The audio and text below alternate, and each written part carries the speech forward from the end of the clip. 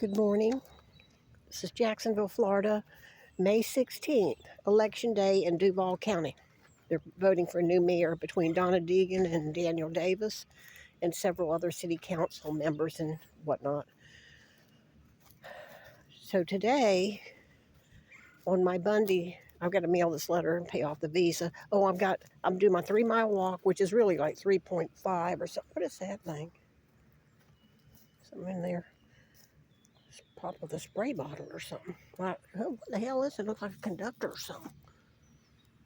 What that is. Something odd. Must be something electrical. Anyway, like a fuse thing in a car or something. Okay, so anyway, this is retirement. I'm going to go to the credit union. I'm going to try to catch some of those 4%. I'm going to go ahead and put $1,000 in my IRA, traditional, because I've made $6,200 doing taxes. So I'm allowed to do that. I'm 68. I'm allowed to put $1,000 in there. It'll help my income tax. They're now offering 4% on some of the CDs up to 5 years. So let's say I have 2 CDs and IRA CDs, and then I have 1 CD that's coming due in June. I'm going to put $1,000 with that to make it larger. I'm going to try to get that one in to be 4%. Then I'm going to find out if within my IRA, can they lock in one of those 2. I mean, there is going to be required minimum distribution at 72. So I don't want to lock both of them in, but I'll lock one of them in and see if I can get a 4% on one of those within the IRA, because they're already locked into CDs and they're not coming due yet. One's 24, one's like 26 or something. But can they do that? Can they say, okay, just let's cancel this one and give me a new one, within the IRA block of things without moving it around? Anyway, I'm going to go over some of my research. Was called Nextdoor, NEXTDOOR. And it's like next door neighbor. It's like a green logo. And my area is called Lakeshore, LAKESHORE. About 2 or 3 years ago. I wouldn't say it's 3, but right at maybe 1 or 2 years when I had my time and I'm trying to research things. And I got tired. I said, well, maybe somebody on the outside could remember something. So I wrote a simple thing saying, I told the story of me and Debbie at the high school. And I said, I think I told that story at one point, but I mostly said, does anybody have any kind of contact with Theodore Bundy in 1967 or 1968? Can you tell your stories? Well, man, I must have got like 5 to 10 stories. And strangely, Miss Grace, I don't think the people here of the South are coming up. I know there's crazy peoples. There are a lot of crazy peoples. But for the most part, the good-naturedness and the Southern parochialism, the Southern pedestrian, suburbs, there's no reason to lie. So one of the most interesting ones is there was a girl, and I think her name was Anna Rodriguez or something. And the girl wrote, she said, my brother's girlfriend at the time, and we're talking way back, 78, right? So these are teenagers, basically. Young adults, teenagers, whatever. She was walking on Wilson Boulevard, Wilson Boulevard, which is just a block and a half away from Debbie's home. And it was 78. She was walking between the 2 roads of Parvin and Hugh Edwards on the sidewalk on Wilson, which was a moderately busy road. But she said the van came up to her, and she knows it was Theodore Bundy. And he tried to entice her or shove her into the van or something, and she ran in the opposite direction. Now, if you follow that line up to Lane Avenue, Lane runs into Normandy. Normandy goes to Green Acres, where the Farhat, Farhat family owns a sporting goods and sell rifles, guns, and buck knives, I guess. It's just not too far away from that in a roundabout way. Another interesting thing is called Evangel Temple, which is at Ramona and I-10. And it's a temple, it's a church. It's a Protestant evangelical church, Evangel Temple. They said that during that 78 running around stuff, he had come there and said, could he have some money? Could they give him some funds, something to eat? And they said, well, we only can give you money if you do some errands for us. And apparently he was in a rush. He didn't want to do the errands. So he did get some food, I guess, and maybe a couple bucks. I don't know what they felt sorry for. So it's strange. And this is without a whole church group says, yes, he came by there during that 36 hours. Then, third was a guy said the roller dome. Now, if you remember from my previous videos, Debbie and I, from the time of 11 to maybe 15, used to go almost quite a few weekends, like a Friday or Saturday, up to the roller dome skating rink on Cassett Avenue. And that was our thing. That was all the kids, the roller dome. Well, we're going to roller dome. I just loved it. I loved, because I've always loved running and activities like that. Maybe it's part of my autism. I don't know. But I'd go fast around and around and around, and then around. And there was an organist. And Debbie's mom was an organist. It was just something really nice. I liked it. But anyway, it's odd. He shows up during that 36 hours, I guess the evening part of it, and there was a guy there, and I think he said it was his older brother or his father. It was a young man at the time, had chased him away because he kept approaching various girls on the inside and outside of the roller dome, and he was actually physically told to get the hell out of there. Something was wrong with him. He was 27. What in the world, They told him to leave. So those are the three interesting ones. The next one is a girl said she had to travel from Jacksonville to Gainesville to go to college. It was like, it's 90 miles. I mean, of course, at some point, one of her tires blew. And she was along I-10, I guess. And she said a white van came to her. I believe she said white van. Now, I don't want to, you can look at the next story. You can find this stream. She said this white man came up to her, and he had the wrench out, and it's like he didn't know what he was doing. It's like, and then she noticed he was shaking like a leaf. He was literally, physically shaking. And she said, as luck would have it, two guys from Southern Bell were behind, and they saw this, and then they pulled up, and they actually helped her change her tire. But she said she could almost see his heartbeat. He was shaking so bad. And she doesn't know who he was, but she always wondered if it wasn't Bundy, because it was during that time frame, she thinks. That was in there. The next one is, some of them are kind of sad. And I said, I don't want sadness. I don't want gross. I don't want anything grotesque, just if you had an encounter. I also inquired about Confederate Point, because I believe he was doing day labor there. He must have run out of funds. This is a speculation, but he must have gone on a wild hair. I think 67 was pivotal to something that went wrong with him. And I think 78 was a recapitulation of him trying to come back to Jacksonville to do something. I don't know what. I don't know what I was doing. I know I was getting my criminal justice degree. But anyway, I left a job. I mean, it was not a good little period for me, but hopefully I was working night shift or so. He couldn't, and he might have been looking for Debbie. And the thing about this is it puts a crawl in my throat. It said Debbie's mother had sold the house in 75. She was divorced. The girls had moved on out, and she let go of that house, and then she had a DWI. That's what they used to call it, driving while intoxicated. And she was working at that club, the Red Heart, the Heart of Jacksonville. And it had a red heart as an emblem. It was a motel and nightclub type thing downtown. But apparently she got a DUI, a DWI, or whatever they called it back then. And so I'm working the booking office because I was a dispatcher, and I used to work the booking office because they were trying to control the amount of inmates. So you would go over and enter the dockets. And I always got extra dockets because the other girl, she spent her day just chatting and talking. It's a black lady. She didn't, whatever. I always got the extra dockets, so I'm over there entering these dockets.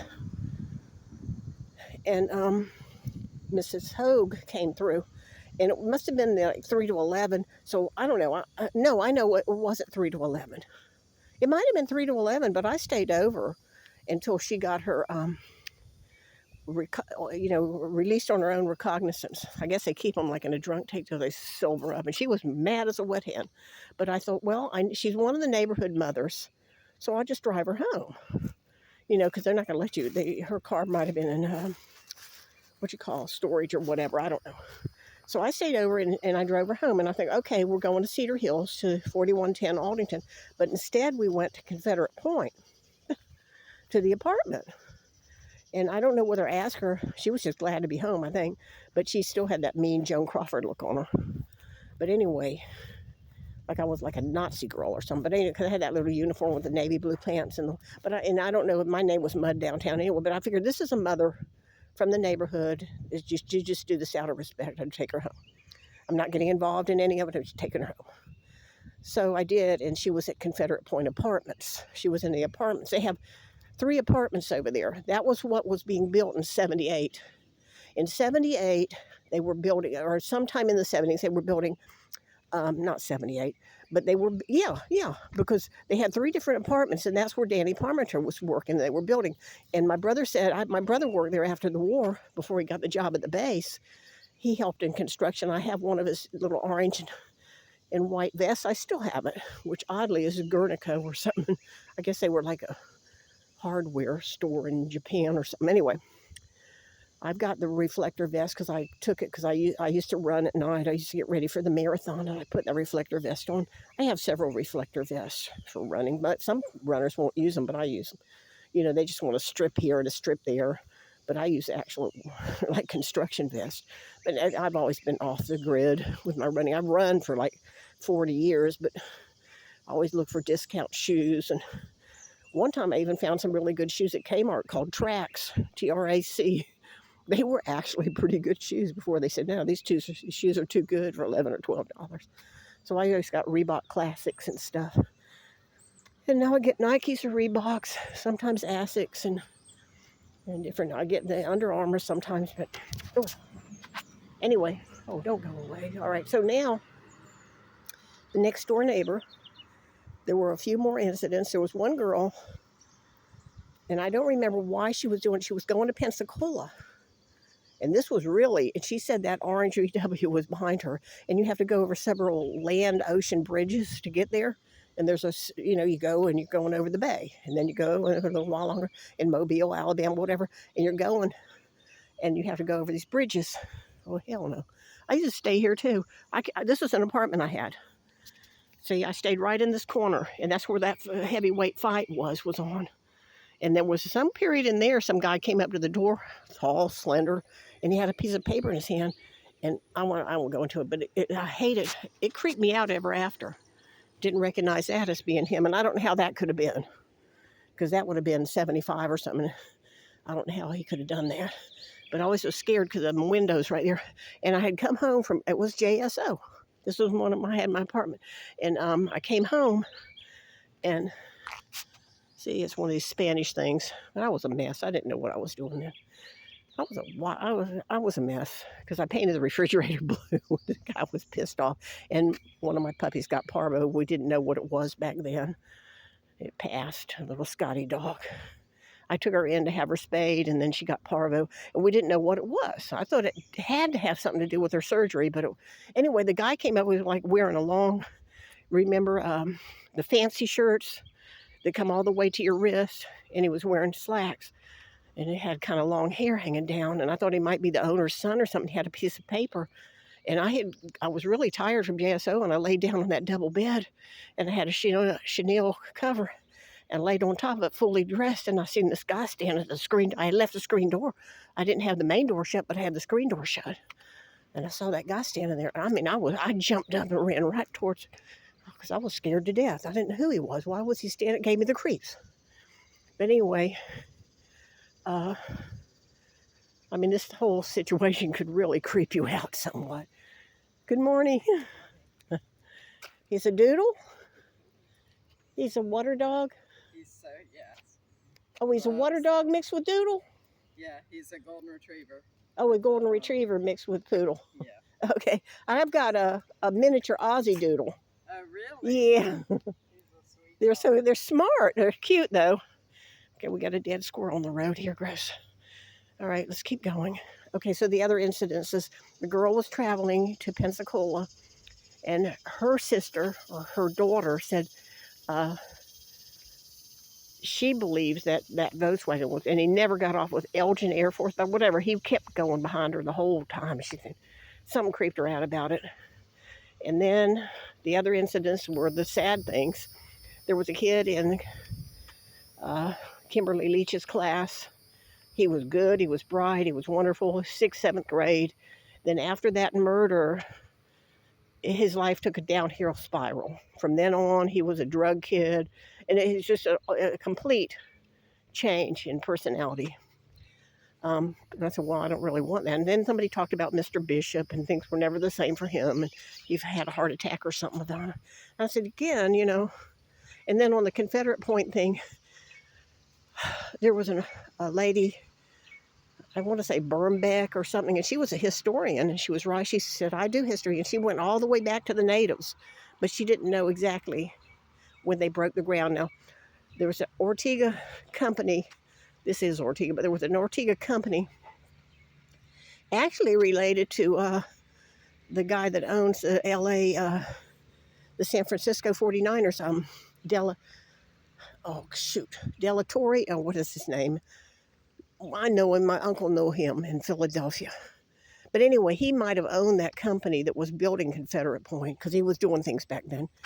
He did construction stuff. Golly, I can't remember his name.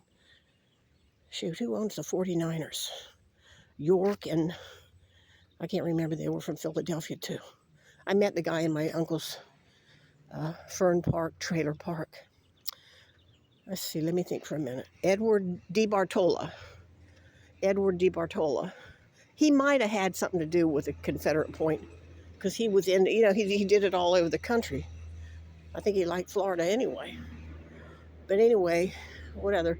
So the Bishop guy, the guy that got messed up with drugs and stuff real early on, I didn't want those kind of stories. And that was it. And then one time somebody said, well, what was the story exactly? Because I was writing to and from the historian, and I wrote out the whole story. And this woman on the side, Jeff's wife, what the hell? This is next door neighbor. Why is she writing this stuff? I heard, and I called Debbie Julia, like, you know, because, you know, she kind of favored Julia London. And then Vicki was like Barbara Eden, and Jeannie was like a young cross between a beautiful Liz Taylor and Audrey Hepburn, the tiny one, you know, and Tiffany, that movie, you know. So kind of crossed like that. She was really pretty, but then she was kind of a liberal. She had gone to New York, and I guess September of '68, or whenever they had the Miss America pageant, it was in New Jersey. And she went to New Jersey, and I guess with her friends from Southern Belle, and she had burned her bra. I said, well, you know, it was a time when we were 12 or 13, we're just getting training bras. And I said, why would you burn your bra? You know, I'm thinking, and she said, we burn our panties too. And she pointed down there and stuff. And she had a Barbara Streisand album, Color Me Barbara. And it was like chartreuse, is that the word? It's sort of a dusty rose color album. And I remember standing there. It wasn't long after that she was pregnant. And I believe there was additional contact with him. I really do. But I'm going to let this go now at this, because it takes so long to download, and I got to mow the front and backyard. And I've got some articles that I hang on my fence that I'm going to use my little paint kit and brighten them up. You know, like you might have an elf or a chicken or something, little ceramic chicken, and I'll make it like red and yellow instead of just plain white. All right. Let me hold on for a minute. Okay, thank you.